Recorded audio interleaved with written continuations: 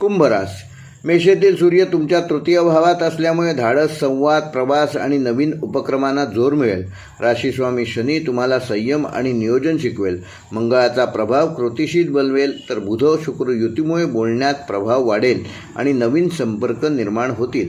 गुरुची कृपा योग्य दिशा देईल, पण चंद्राच्या गोचरामुळे आठवड्याच्या सुरुवातीला उत्साह व शेवटी थोडासा मानसिक थकवा जाणवू शकतो.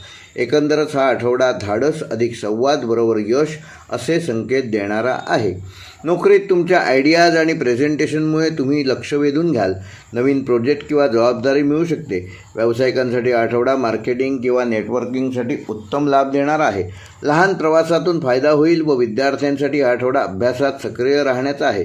विशेषतः कम्युनिकेशन, मीडिया किंवा टेक्नॉलॉजी क्षेत्रात कार्य करणाऱ्या विद्यार्थ्यांना विशेष प्रगती साधता येईल. वैवाहिक जीवनामध्ये संवाद वाढेल. जोडीदारासोबत काही नवीन योजना आखू शकाल. प्रेमसंबंधामध्ये मैत्री व समजूतदारपणा वाढेल.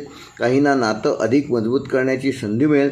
आर्थिक बाबतीमध्ये लहान सहान उत्पन्नाचे स्रोत वाढतील, पण खर्चही वाढू शकतो. विशेषतः प्रवासावर व आरोग्याच्या दृष्टीने सांधेदुखी, खांदेदुखी, सर्दी किंवा थकवा या संदर्भात थोडासा त्रास कुंभ राशीच्या जातकांना ह्या आठवड्यामध्ये जाणवू शकतो. त्यामुळे पुरेशी विश्रांती घ्या आणि किमान 15 मिनिटे योग व व्यायाम करा. कुंभ राशीकरता ह्या आठवड्याचा शुभ अंक आहे 4 व 7. शुभ रंग आहे निळा व हिरवा. शुभ वार आहे बुधवार व शनिवार. शुभ दिनांक आहे 27 एप्रिल व 30 एप्रिल. व कुंभ राशीसाठी या आठवड्याचा विशेष उपाय, येत्या बुधवारी सकाळी एक छोटा कागद घ्या आणि त्यावर तुमचं एक ध्येय लिहा.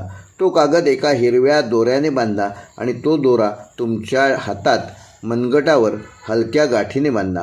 ओम वायवे नमः हा मंत्र 21 वेळेला जप करा आणि आठवड्याच्या शेवटी तो दोरा काढून एखाद्या झाडाच्या फांदीला बांधा.